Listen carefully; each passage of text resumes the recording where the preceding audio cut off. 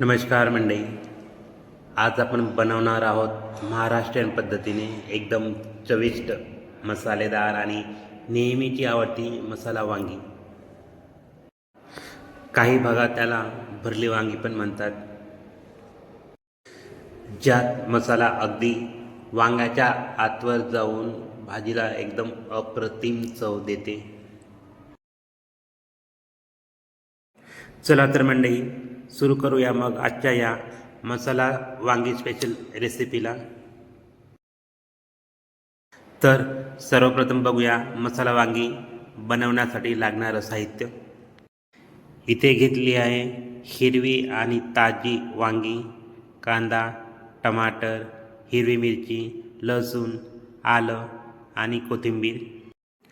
त्यासोबतच काही बेसिक मसाले पण वापरणार आहोत, जसे तिखट, हळद, धनिया पावडर, मीठ, फोडणीसाठी जिरं, मोहरी.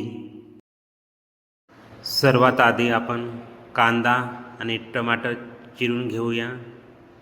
इथे आपल्याला कांदा, टमाटर, लसूण, आलं, हिरवी मिरची आणि कढीपत्त्याची पानं घालून पेस्ट तयार करून घ्यायची आहे. त्यासाठी एका मिक्सरच्या जारमध्ये चिरलेला कांदा, टमाटर, हिरवी मिरची, लसूण, आलं आणि कढीपत्त्याची पानं घेतली आहे.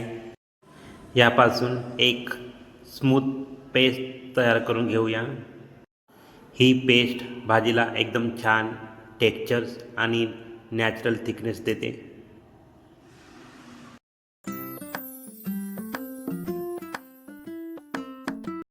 आता वांगी स्वच्छ धुवून वांग्याच्या मधोमध खोल चिरा द्यायचा आहे.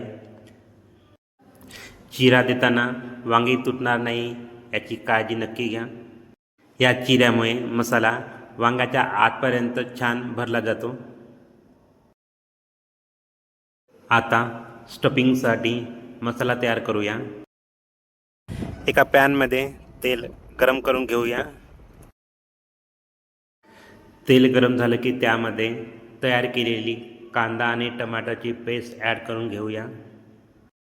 ही पेस्ट 2 ते 3 मिनिट तेलामध्ये परतून घ्यायची आहे.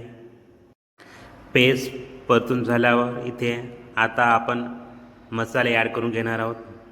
मीठ, धनिया पावडर, हळद, तिखट,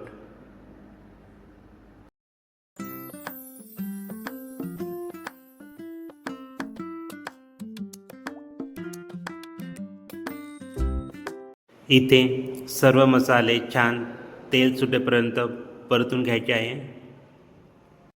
मंडळी, मसाला जरा जास्त रिच हवा असेल तर त्यात 1 चमचा सुकं खोबऱ्याचा कीस किंवा शेंगदाण्याचा कूट घातला तर भाजीचा स्वाद दुप्पट वाढतो. तर इथे आपला स्टफिंगचा मसाला तयार झालेला आहे. मसाला गरम असेल तर वांगी लवकर शिजायला लागतात आणि आकार पण तुटू शकतो, म्हणून मसाला थंड झाल्यावरच वांग्यामध्ये भरायचा.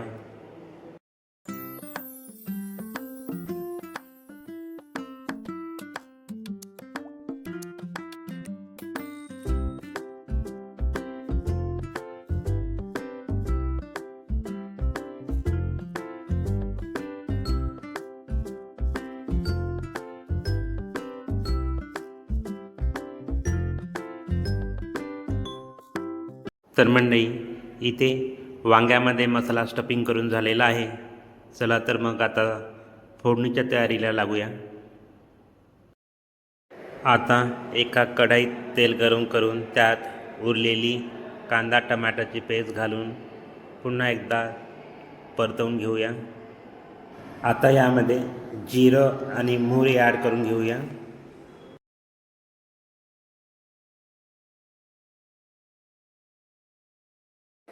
सोबतच कढीपत्त्याची पानं,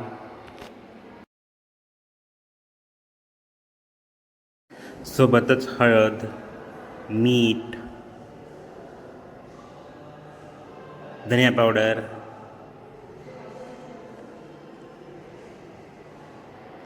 लाल तिखट, घालून सर्व मसाले तेल सुटेपर्यंत परतवून घेऊया.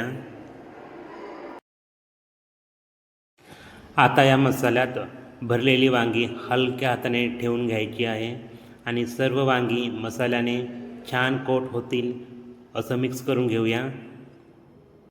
इथे वांगी जरा हलक्या हाताने परतून घ्यायची आहे. आता ग्रेव्हीसाठी वरून थोडं गरम पाणी ॲड करून कढाईवर झाकण ठेवून 15 ते 20 मिनिट मंद आचेवर भाजी शिजवून घेऊया.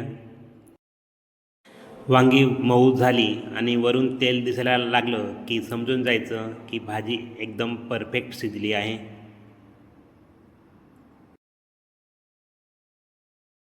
तर मंडळी, अशा प्रकारे आपली मसाला वांग्याची भाजी तयार झालेली आहे. ही भाजी तुम्ही पोळी, भाकरी किंवा भातासोबत पण खाऊ शकता. तर मंडळी, ही होती मसाला वांगी बनवण्याची सोपी, चविष्ट आणि घरगुती रेसिपी. व्हिडिओ आवडला असेल तर लाईक करा, शेअर करा आणि सबस्क्राईब करा आपल्या निधिरा क्रिएशन चॅनलला.